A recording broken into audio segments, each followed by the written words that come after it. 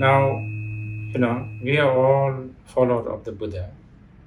One of the most fundamental teaching that he taught us is that everything is impermanent. And this is something that we really have to keep in our heart. Forget foundations such as Khyentse Foundation, but even individually, we should really be thinking of this. We should really be,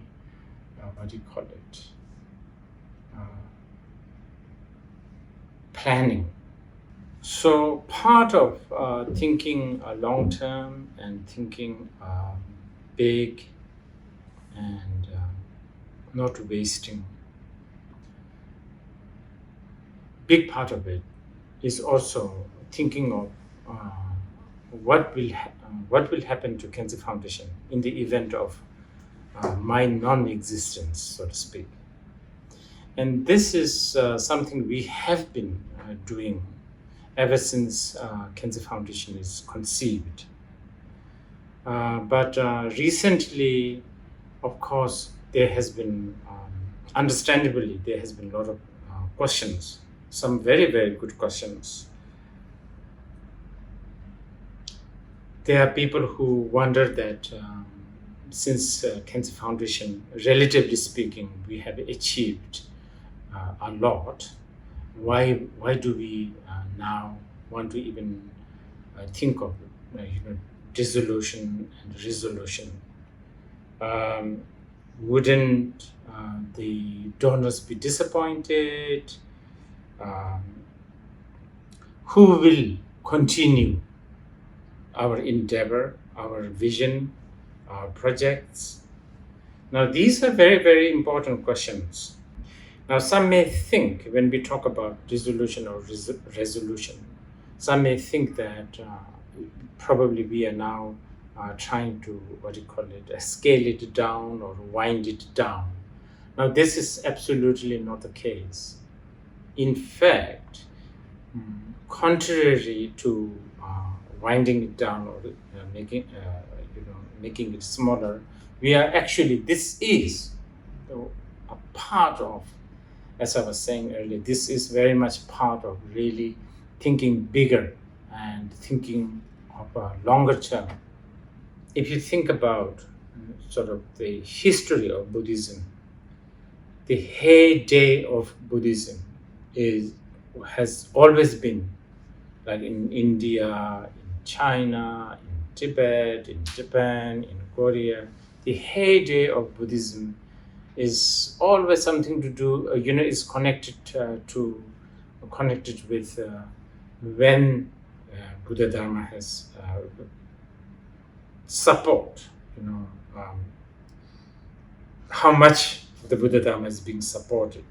So definitely we have to have this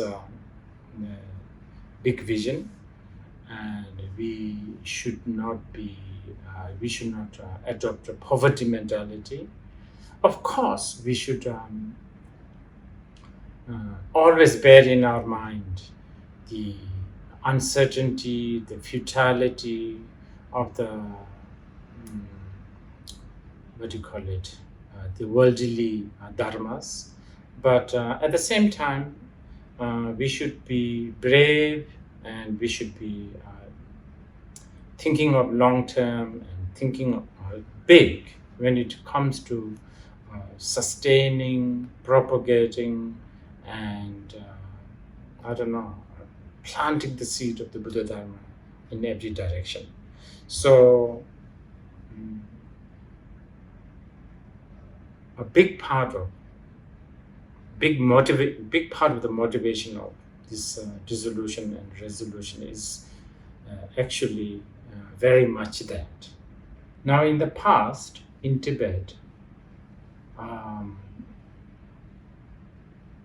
there were, systems such as, well, as many of you know, the Tunku system, reincarnation, and then there is, and because of that, there's the Labrang, then there's the whole monastery. So anyway, there is a traditional support system.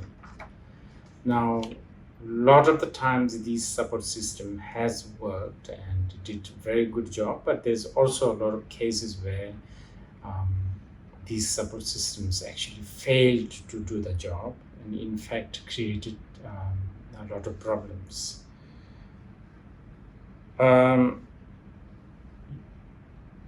Turkish system, we don't even know that whether this system will actually continue in about, 20, 30 years. Let's say the Turkish system does continue, as we already experienced. There's always a, chance that this system actually brings a lot of problems. Like true Tulkus, fake Tulkus, and then the system itself is very much, at times it gets really corrupted. So how much should we really rely on that? So these are the questions that I've been pondering. So the survival of the Buddha Dharma, longevity of the Buddha Dharma, really fundamentally depends on the merit of the sentient beings. If sentient beings have merit, then there will be Dharma, there will be teachers, there will be teachings. If the sentient beings don't have merit, probably sort of more symbolic, kind of a superficial level of the Dharma may remain. But no matter how much we try, sort of humanly, no matter what kind of system we create, support system we create, no matter what we do, Dharma will not survive. And this is something really important that we realize.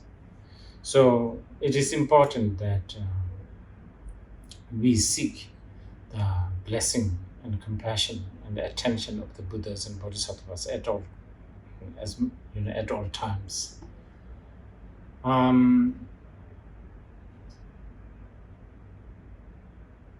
We in Khyentse Foundation, we have been very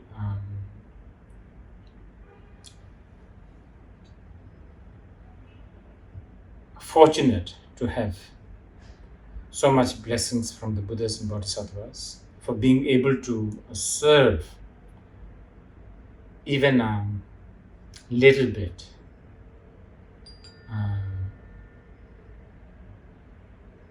A lot of this is also due to amazing, devoted, generous donors, and also incredible dedication and hard work of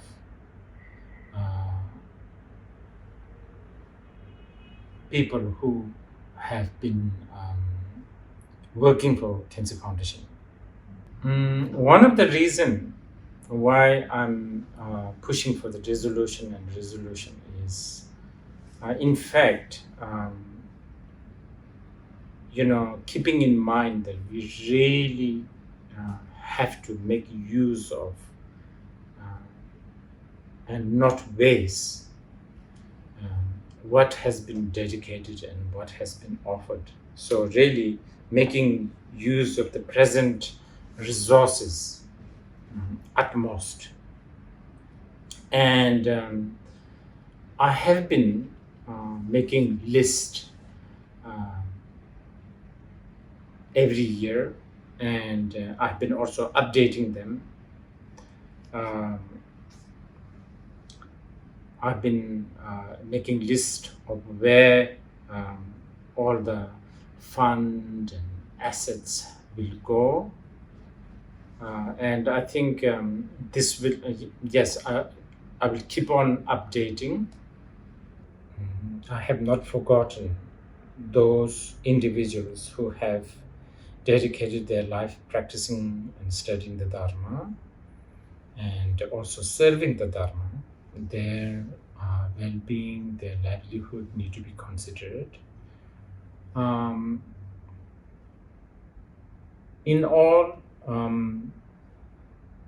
I'd like to just say this is part of our vision, our long-term planning, and also, how should I put it, an effort to really not waste the offerings and the hard work of the the donors and the volunteers. Here I'd like to once again thank and offer my gratitude towards those who have been really the donors and the volunteers, those who have been basically the spine of Khyentse Foundation.